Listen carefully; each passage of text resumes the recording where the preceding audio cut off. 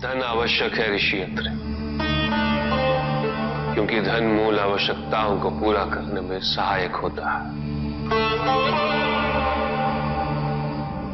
किंतु जब कोई व्यक्ति इच्छाओं को आवश्यकता समझने लगे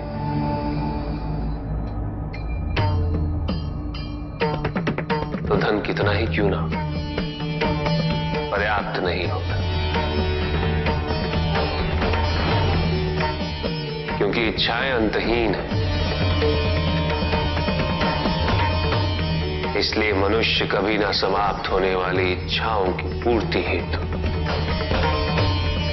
धन संचय को ही अपने जीवन का लक्ष्य समझ लेता है।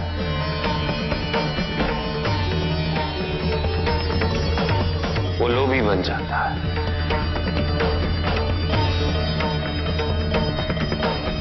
वो भूल जाता है कि उसके जीवन का मुख्य लक्ष्य ईश्वर के समीप आना है।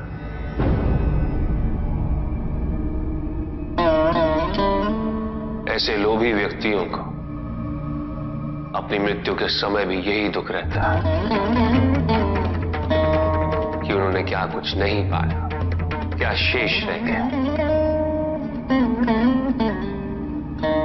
ऐसे समय में वो एक क्षण के लिए भी ईश्वर का स्मरण नहीं करते,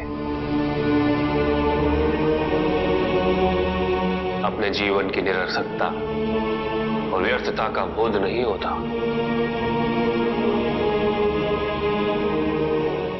करना चाहिए। धन चाहे कितना भी हो ऋषि अत्रि, मूल आवश्यकताएं तो केवल उतनी ही। तन ढकने के लिए वस्त्र, पेट भरने के लिए आहार और शरण के लिए भवन। इन आवश्यकताओं के पूर्ण होने के पश्चात जो भी है वो इच्छा है। धनी व्यक्ति के पास जो भी अतिरिक्त धन होता है वो उसे दान करना चाहिए, उनके उद्धार के लिए जो अपनी मूल आवश्यकताओं को पूरा नहीं कर सकते।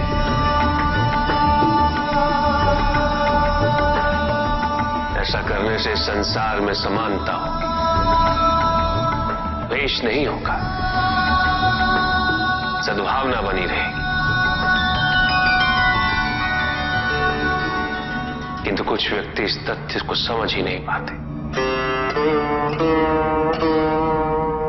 उन्हें अपने एकत्रित किए हुए धन से इतना मोह हो जाता है कि वो उसका एक अंश भी किसी और को नहीं देना चाहते।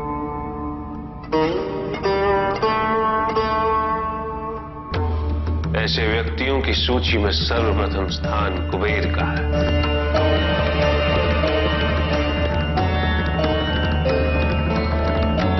इस संसार में सबसे अधिक धन उन्हीं के।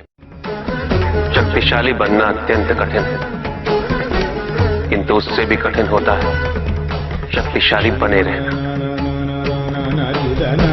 और इसके लिए आवश्यक है कि हम शक्तियों से प्राप्त हुए उत्तरदायित्व का सम्मान करें।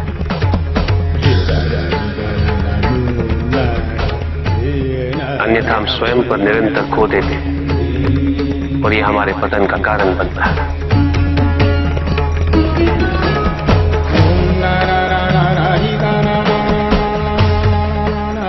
युद्ध में की गई भूल और उपलब्धियों से कुछ न कुछ सीखना आवश्यक है कार्तिक।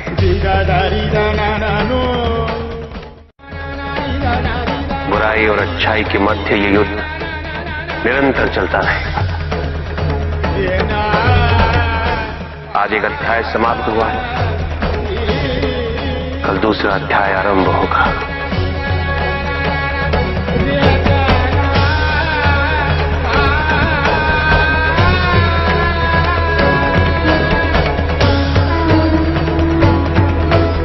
जब तक इस समस्त संसार में बुराई है तो अच्छाई भी होगी, किंतु अच्छाई और बुराई के युद्ध में जीत सदैव अच्छाई की ही होगी। आध्यात्मिक कार्य के लिए शरीर को, सीमाओं को और अहम को तोड़ना और उसे पार करना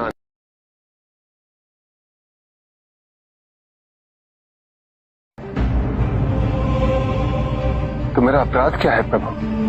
तुम्हारा अपराध था एक त्रिदेव को दूसरे से बड़ा समझना, उनमें भेद करना, उनमें तुलना करना।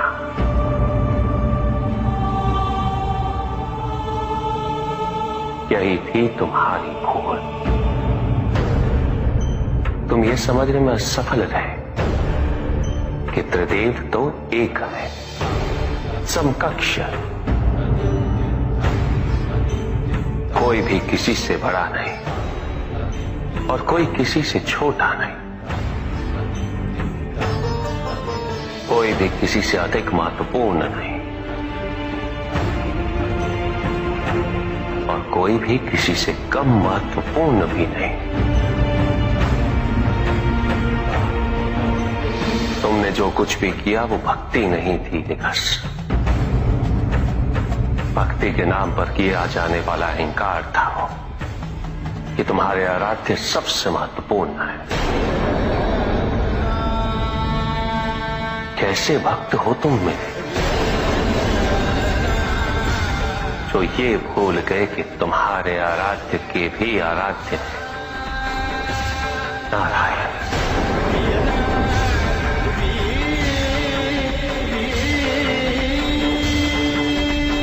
भक्त यदि सच्चा तो उसके पास अपने आराध्य को पाने के अतिरिक्त ये सोचने का समय ही कहां होता है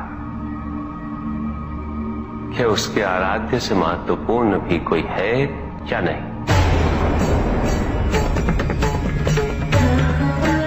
वो तो प्रतिपल अपना ध्यान केवल अपने आराध्य पर ही स्थिर रखता है और जब ऐसा होता है निकस तो ना तुलना होती है, ना प्रतिस्पर्धा होती है और ना ही किसी प्रकार की कोई ईर्ष्या होती है। बात तो केवल आनंद की अनुभूति ही विद्यमान होती है।